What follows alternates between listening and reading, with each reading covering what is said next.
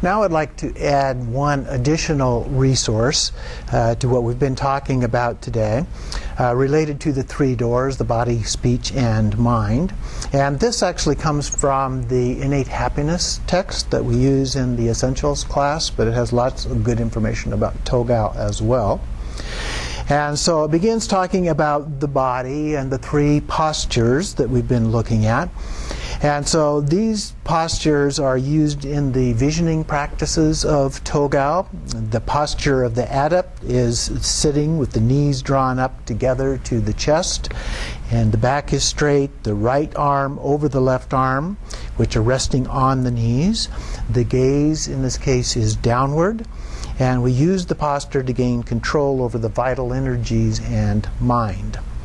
The winds then are said to abide in stillness at the heart-mind. The posture of the elephant is like resting on your folded legs with your feet pointing back. The elbows are on the ground, the chin resting on your hands, and the gaze is straight ahead or side to side. This posture is used to see the pure visions of primordial wisdom. The posture of the lion is of two types, as it mentioned in the Yeshe Lama text. The traditional posture is squatting like a seated lion or a cat, if you're familiar with that. They rest on their rear legs, usually slightly apart from each other, and then hold their other front legs down more in front of that and slightly between the two. And so here we sit with the straight back again, the feet on the ground, the arms straight down to the ground between the knees, and the hands in a Vajra fist. So the thumb goes inside to the ring finger and then the fingers close around that. You may substitute the Dream Yoga lion posture or lie on your back when you get uncomfortable. The teachings that we've received from our spiritual director Yeshe Lama referred to that. Now, excuse me, the lion posture referred to here in Dream Yoga is lying on your right side, your right hand is resting against your cheek, and your left arm is on the left side of your body. So these postures are used, but it's not that we can change the postures if we get uncomfortable. We don't have to be real rigorous about following exactly these postures. In this one, the gaze is up, and it's used to stop deceptive appearances, so that what remains then is the view of Dharmakaya. The alternative to that, as mentioned in the Yeshe Lama text, is a lion posture, which says that, in Yeshe Lama says that the previous one is incorrect. And so it gives this alternative, and it's a seated posture with the back straight, the knees are apart, and the soles of the feet are together in this case, and very close to the body. And then the hands are together with interlocking fingers, except for the extended middle fingers. So the hands come together and everything interlocks except for the middle fingers in this case.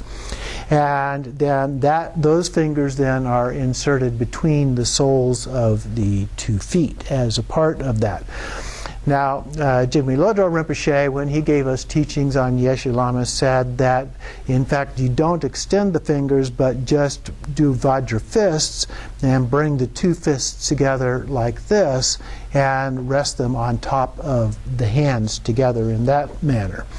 So there's some variety and understanding of exactly how this is done, but either one is acceptable. In addition to this, the great master Khenpo Jigme Phuntsok Rinpoche recommended using the lion posture for looking at the sun, the elephant posture for looking at the moon, and the adept posture for looking at a candle. Now, we have to be careful, of course, when we're looking at the sun. You may want to first of all, you need to look at the sun only when it's first rising in the morning or setting in the evening, when it's least likely to cause damage to your eyes. And then you can also use your fingers with just little slight gaps in between, and so the sun rays come through those gaps. And then you can also use a squinting look, so that then that actually helps a little bit with the experience, because we use these three different objects, if you will, of these meditations. These are preliminary practices, and so we're trying to get an idea of the kinds of experiences that we may have when we're doing sky gazing, which we'll get to a little bit later on. And so squinting is a good way to do that, especially when you're looking at something as bright or intense as the sunlight. So all three of these postures may be used for looking at space. Space or sky would be the equivalent of each other. And so that would refer to sky gazing. And the real focus is on the nature of mind, pure awareness. So even though we're looking at the sky in those cases, the focus is on pure awareness. Some sources also talk about this by using the crystal Kati channel that we've talked about before. That links the heart up through this thin channel that comes up and is divided and then hooks up to the back of the eyeballs. And then the sky then becomes like the screen of a projector, and this then unifies together just like we're projecting these images out ahead of us.